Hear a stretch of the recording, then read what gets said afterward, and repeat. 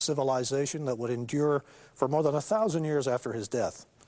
But it was a civilization based on power, prestige, the pursuit of wealth, and with little knowledge of the Creator God. Even Hammurabi's dynasty could not last forever. After a reign of more than 40 years, barbaric tribesmen from the mountains in the east moved in to raid and weaken Babylonia. A long, drawn-out time of trouble began. Around 1,600 years before Christ, Babylon was sacked and burned by another people mentioned in the Bible, the Hittites. The Hittites carried off Babylonian wealth and prisoners to far-off Anatolia, our modern Turkey. Later, the Assyrians, well known to readers of the Old Testament, conquered Babylon. Centuries of political chaos would prevail before Babylon would rise again as an independent city. The first great age of Babylon had ended. Ancient Assyria was one of Babylon's powerful rivals. This massive human-headed winged bull is striking testimony to the power of Assyria.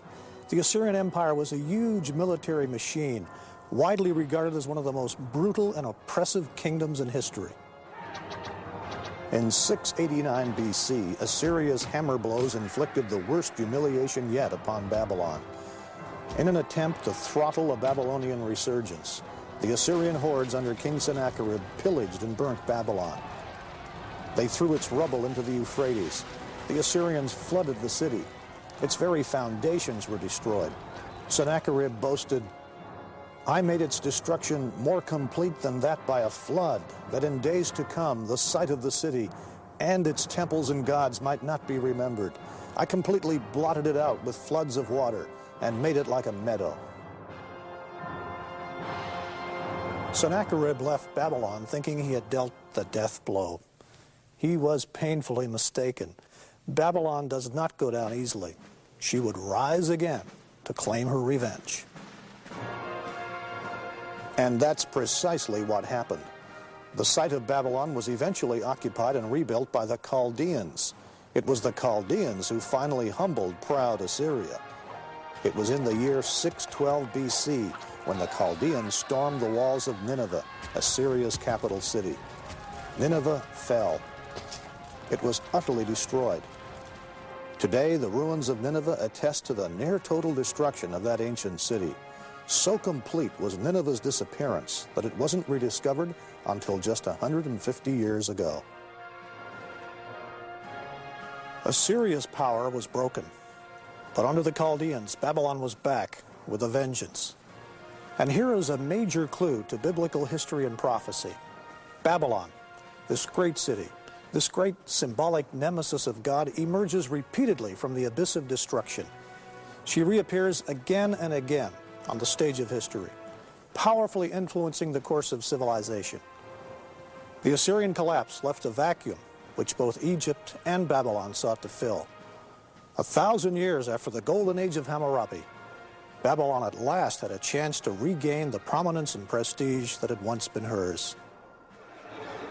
It was the summer of 605 BC. Well-armed Babylonian forces struck a sudden and decisive blow against the Egyptians. Their forces met at Carchemish in northern Syria. The battle cost Egypt its control of the Middle East.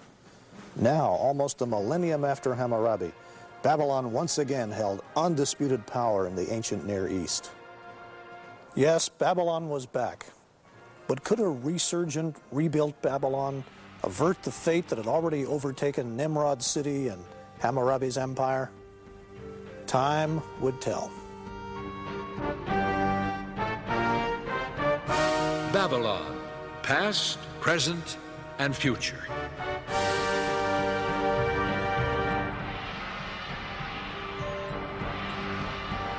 The Egyptian army of Pharaoh Necho II clashed with Babylon in 605 BC at Carchemish on the Euphrates River. The fighting was fierce. Egyptian losses were staggering. The battle cost Egypt control of the Middle East. The general who routed the Egyptians was the 25-year-old crown prince of Babylon. He would later become Babylon's greatest king, the legendary Nebuchadnezzar. Babylon would achieve its greatest glory under this powerful ruler. Nimrod, Hammurabi, and now Nebuchadnezzar. The Old Testament rings with the terror of his name.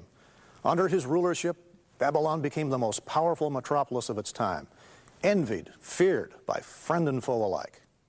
Nebuchadnezzar the king, from what we can tell, is a composite of various aspects of human beings.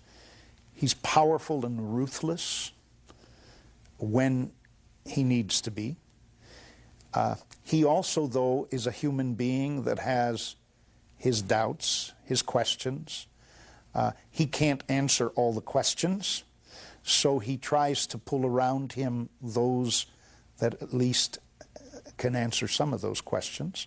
And if they don't answer them very well, he eliminates them. And that would be true of many of those Oriental despots.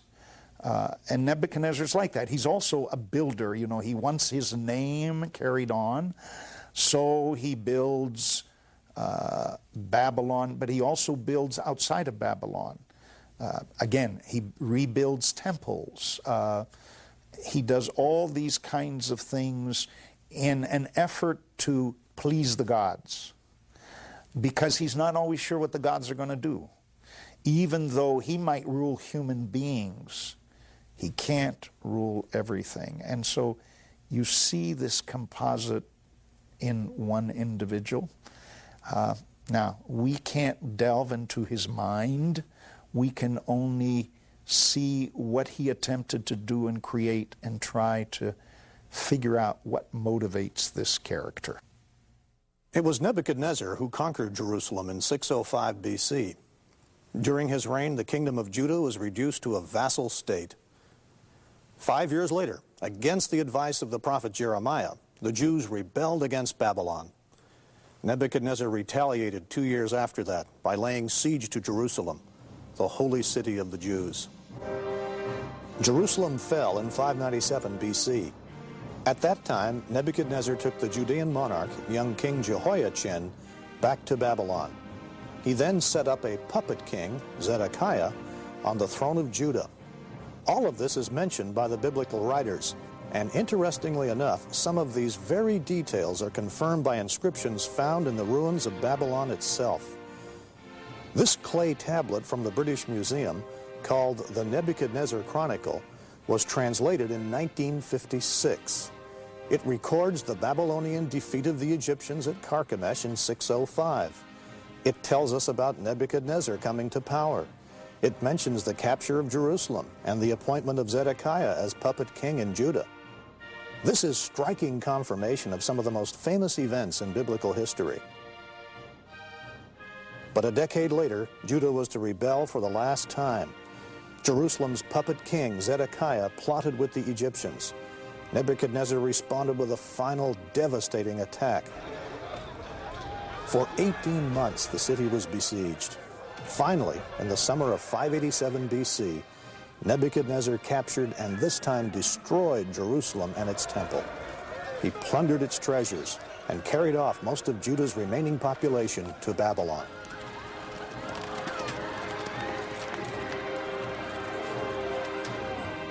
The kingdom of Judah ceased to exist. The Jews became a people of exile. A poignant record of all of this is found in Psalm 137. This beautiful song expresses the extreme sadness of the Jewish captives, crying out for their homeland. By the rivers of Babylon,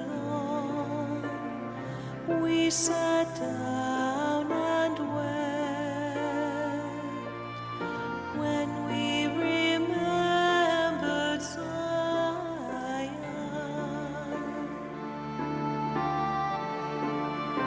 If I forget you, O Jerusalem, may my right hand forget its skin. May my tongue cling to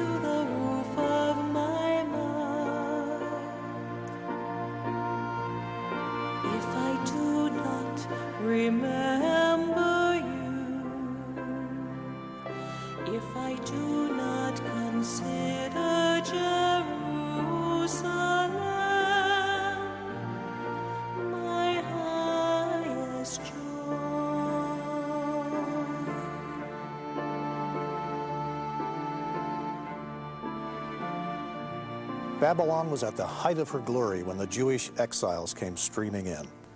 At their first sight of Babylon, the captives must have been dazzled. According to Greek historians, Babylon surpassed in splendor all the cities of the known world. Visitors came from many lands to view Babylon's wonders. Nebuchadnezzar was a great builder as well as a great general, like Ramses II in Egypt, like Solomon in Israel. Nebuchadnezzar's Babylon was a city of magnificent palaces, temples, parks, and gardens. The sheer size and scale of the city was overwhelming. Its population was estimated between 100,000 and 200,000. It was the largest city on earth. Our detailed knowledge about Nebuchadnezzar's Babylon is the result of the painstaking work of the German archaeologist Robert Koldewey. When he began his excavations in 1899, Koldewey's glowing reports were at first dismissed by his colleagues. But as his excavations began to uncover the Babylon of the Bible as a historical reality, his work became the talk of Europe. Just north of the city, Koldewey discovered piles of beautiful blue glazed bricks laying in the sand. The bricks had once decorated the walls flanking the city's processional way. Brick was the standard building material of the Babylonians. Koldewey sent the bricks back to Germany for identification and reassembly. The results were astounding. Here in the Pergamon Museum in Berlin are the actual bricks of Nebuchadnezzar's time reassembled. These magnificent lions, for example, were a symbol of the goddess Ishtar, one of Babylon's major deities. There were 120 of these flanking the approaches to the massive Ishtar Gate. This is what the processional way looks like at Babylon today. The paving stones are the very ones upon which Nebuchadnezzar himself walked. Its walls have been partially rebuilt by archaeologists, and though they lack the beautiful glazed brick lions that once adorned them, they still convey an idea of the magnificence of this famous boulevard. One man who was impressed by Koldewey's discoveries was the pioneer motion picture director D.W. Griffith. In 1916, Griffith produced Intolerance, an historical film based on the theme of man's inhumanity to man. The centerpiece of Griffith's movie was a spectacular reenactment of life in Babylon, climaxed by the city's fall.